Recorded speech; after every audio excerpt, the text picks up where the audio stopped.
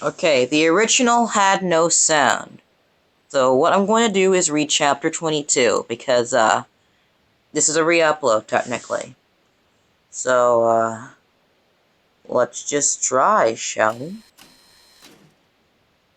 Chapter 22, Black Power. Didn't take long for the mutated racism to show up, but it didn't take long for the mutated rebellion to meet that racism and look get square in the eye. Actually, it was met with little more than the mean look. See, 5 days after the Voting Rights Act was signed into law, a social bomb exploded into the Watts neighborhood of Los Angeles when the police set 6 days of violence. This became the toughest and most destructive rebellion in history. Enough. There was no more picketing, no more marching. The squawking mocking that stopped his petting, and it transformed into a panther, dashing teeth. As Watts burned, Angela Davis boarded a boat headed for Germany to get her graduate degree in philosophy. Shortly after she arrived, in September 1965, the international group of scholars gathered in Washington for the Race and Color Conference. Davis didn't attend, but if she had, she would heard lectures on the racist role of language symbolism. Scholars pointed out every phrase such as black sheep, blackballing, blackmail, and blacklisting, among others that had long associated blackness and negativity. 2 other words could have been included. Words that still exist today. Minority, as if blacks were minor, making black white people major, and ghetto, a term first used to describe an undesirable area of a city in which Jewish people were forced to live. But in the racist context of America, ghetto and minority became synonyms for black. And all those 3 words seemed to be knives. That's it, until people like Stokely Carmel showed up. Carmichael was born in Trinidad in 1941 and moved to the Bronx in 1952. The same year, his idol Malcolm X was paroled from prison. In 1964, Carmichael graduated from Harvard University. By then, Malcolm's disciples, including Carmichael, were saying that the word Negro was to describe black assimilants, and black was for the anti-racist, removing the ugliness and evil that had been attached to it. They were now embracing the term black, which stunned Martin Luther King Jr.'s discipline in his own assimilationist parents and grandparents, who called the N-word then black. Carmichael was the kind of guy who would rather be called dead than afraid. He was the new chairman of the SNCC, and a year after the uprising of Watts, he and the SNCC found themselves at a rally in Greenwood, Mississippi, called the March Against Fear.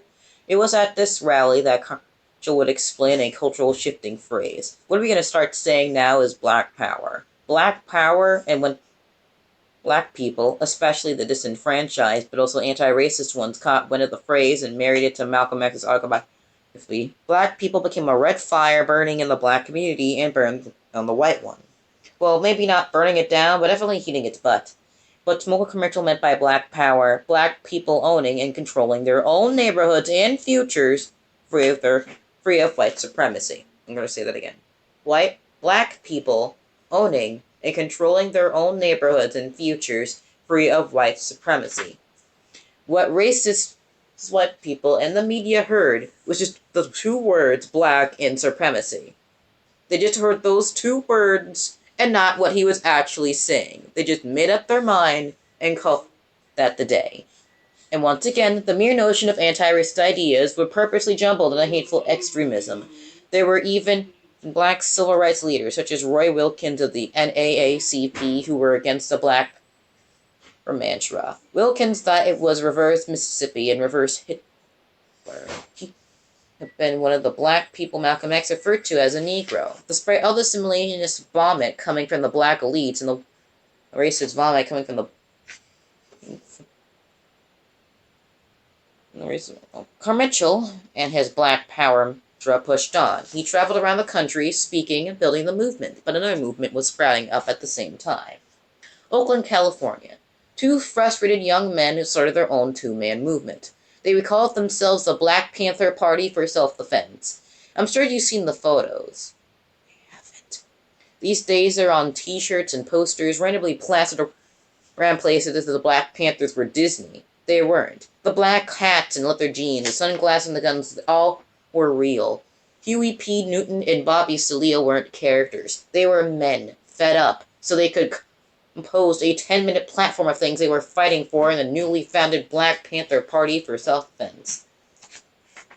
The 10-pointed platform, paraphrased, was 1. Power to the destiny of the black community. 2. Full empowerment. 3. An end to the robbery of the black community by the government. 4. Decent housing. 5. Real education. 6. For all black men to be exempt from service. 7. An immediate end to police brutality and the murder of black people. 8 was freedom for all black prisoners at the time. 9 was for all black people on trial be tried for a jury of their peers, and 10 was peace and black representation in the United Nations. In the next few years, the Black Panther Party spread into chapters across the city, attracting thousands of committed and charismatic young community members. They policed the police, provided breakfast for children, and organized medical services for education programs, among a series of other initiations. And with the Black Panther Party growling, and Germany reading it all, finally, when she couldn't take it any longer, she packed up and moved to America. It was the summer of 1967, and Angela Davis was bound for California. And as soon as she got there, she settled up ramping up the Black Parliament, immediately starting a Black Youth Accident Union, or BCU, on campus. Whenever there were black students, they were black BSUs, or taking over governments, requesting and demanding an anti-racism education at historically black and historically white colleges. All sorts of different minds engaged with black power, separationists, pan-Africanists, and everything in between. Black power even appealed to the face of the civil rights movement. That's right, even Dr. King in 1967 was turning away from assimilationists thought in the same way a Webb Du Bois had later in his life. Dr. King had now realized that desegregation was only good for elite black people, while everyone else was harmed by it. It left millions drowning in poverty. So King switched gears and started planning the Southern Christian Leadership Conference's Poor People campaign. His goal was to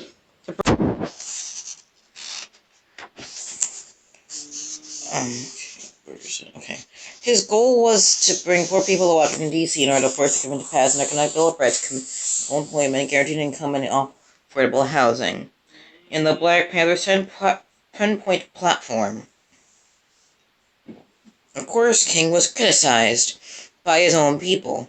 Of course, white rage and fear sparked up. Too many protests, civil rights people, Vietnam War, too many protests. Of course, there was a moment in the media, a pop culture phenomenon called, like, The Birth of a Nation or Tarzan, to put a message to white people to take up arms and be afraid, and also to send a shock through the confident backbone of Black America, to remind them of their place. That time in 1968 was called The Planet of the Apes. Here's the basic plot. White astronauts land on a planet after a 2,000-year journey. Apes enslave them. Turns out that they live on Earth. Oh. Poop. While Tarzan put the racist conquering of Africa and Africans on the screen, Planet of the Apes stoked the racist fear fire by showing the dark world rising against the white conqueror. And just like Tarzan, Planet of the Apes went boom, became a mega hit, complete with sequels and comics and merchandise. And just like that, the conversation coming from the Black Americans shifted to protect their planet. Black Power was meant by a new slogan that one spat out like a racist slur: law and order. A week later, on April 4th, Angelica Davis was at the new office of the SNCC in Los Angeles. The newly organized SNCC chapter was her new activist home as she shuffled back and forth between Los Angeles and her doctoral studies in UC San Francisco. That afternoon, Dr. King, after giving a speech that referred a human rights revolution, had been shot dead. King's staff transformed countlessly double conscious activists into slightly conscious anti-racists, and Black Power recently grew into the largest anti-racist movement ever. There was a shift happening. James Brown made a song that insisted everyone say it loud, I'm black and I'm proud. Black people started to move away from colorism, and some reversed. The darker the better, the kinkier the hair, the better. The more African the clothing, the better. From 1976 to 1967 to 1970, black students and hundreds of thousands of non-black allies compelled nearly 1,000 college universities spanning almost the United States to introduce black studies departments, programs, and courses. The demand for black studies had filtered down into K-12 schools too, where textbooks were often presented African Americans as subhuman happy slaves. Early black studies and schools went to work on new anti-racist textbooks. Black studies and black power ideas in general also began to inspire anti-racist transformations among non-blacks. But hippies, who had been anti-Vietnam War, had now been pledging to try to strip the influence of racism from white Americans. Kurt is anti-racist, and the American Brown Power movement, which also challenged the hierarchy. And while the movement continued to grow, Angelica Davis was tipping her toe in different waters. See, the Black Power movement wasn't perfect, of course, and although it had been a righteous cause, it was still sexist. Men ran it all. Women were pushed to the back, like they've been in every racial iteration in history. So, Davis started seriously considering joining the Communist Party, which at the time was feared by the American government, who thought that communism, which would ending social classes, would overthrow democracy. Davis, a subscriber in his ideas of revolution, felt the Communist Party hadn't paid enough attention to race. But there was a collective of communists of color that did. The Lee Luma Club. They were all it took to push her over the edge and to win the party. Her first role was working on the campaign for the first black woman to run on the U.S. presidency. The Communist Party candidate Caroline Mitchell. In the 1968 presidential election, Mitchell squared off against Lyndon Johnson's Vice President Hubert Humphrey. Richard Nixon ran the Republican ticket. His innovative campaign would reveal the future of racist ideas. And that was chapter 22.